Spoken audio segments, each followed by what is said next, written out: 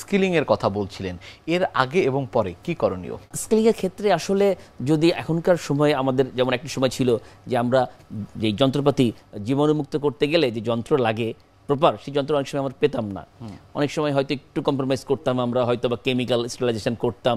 সেই সময় কিন্তু আমরা আগে থেকে অ্যান্টিবায়োটিক দিয়ে দিতাম যাতে করে এখান থেকে কোনো সংক্রমণ শরীরে ছড়িয়ে না যায়। বাট বর্তমান সময়ে আমার তো মনে হয় প্রান্তিক জনগোষ্ঠী বা রাও একটা ভালো স্টেরাইল ক্লিনিকের আওতায় চলে আসছে, কারণ আমরা যে যন্ত্রগুলি ব্যবহার করি ওরা এত সহজলভ্য হয়ে গেছে যে কোনো ডাক্তার এখন বাংলাদেশে জোগাড় করতে পারে।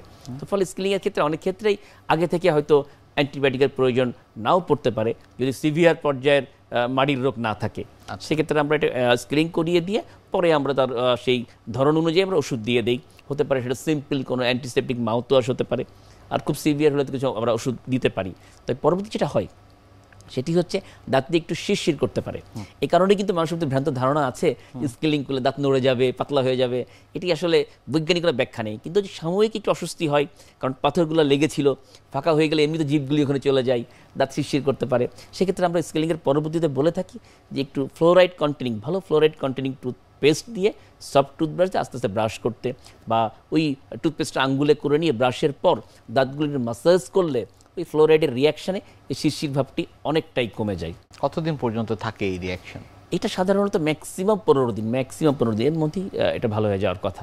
যদি ভালো না হয় তবে অবশ্যই রুগীকে আবার ডাক্তারের কাছে আসতে হবে, হয়তো তার অন্য কোনো সমস্যা রয়ে গেছে মুখের মধ্যে। অনেকের ক্ষেত্রে যেটি ধারণা যে আগে আসলে অ্যান্টিবায়োটিক শুরু, সেটি আসলে এখন প্রয়োজন হয় না। সব ক্ষেত্রে নয়। যেমন আক্কেল দাঁত বা এই থার্ড বোলার দাঁত বলি আমরা, যেটা দেরিতে ওঠে, ওটা সবসময় ফেলে দিতে হয় ম্যাক্সিমাম সময়। ওইটি দেওয়ার আগে আমাদের অ্যান্টিবায়োটিক দিয়ে নিতে হয়। অথবা মুখের অন্যান্য সংক্রমণ যদি বেশ বড় আকারে ছড়ানো থাকে বা দীর্ঘ মেয়াদি থাকে, সেক্ষেত্রে আমরা একটা অ্যান্টিবায়োটিক কাভারেজ দিয়ে নিই। তার প্রধান কারণ হচ্ছে যেটা আগেই বলছিলাম যে মুখের রোগের সাথে যে এই শরীরের অন্য রোগের সম্পর্ক রয়েছে, সেইখান থেকে যেন দাঁত ফেলতে গেলে বা চিকিৎসা করতে গেলে ওই ব্যাকটেরিয়া বা ওই সংক্রমক রক্তে মিশে যেন অন্য কোনো জায়গায় সংক্রমিত না করতে পারে। কমন হয় হার্টের যে রোগটি খুব কমন হয় দাঁতের সম্পর্ক থেকে। আপনারা জানেন, এখন রোগীরা তো অনেকেই জেনে গেছে যে ব্যাকটেরিয়াল এন্ডোকার্টাইটিস যেটা নামে যে রোগটি, এটি কিন্তু অনেক অংশেই এই মাড়ি বা দাঁতের রোগ থেকে হতে পারে।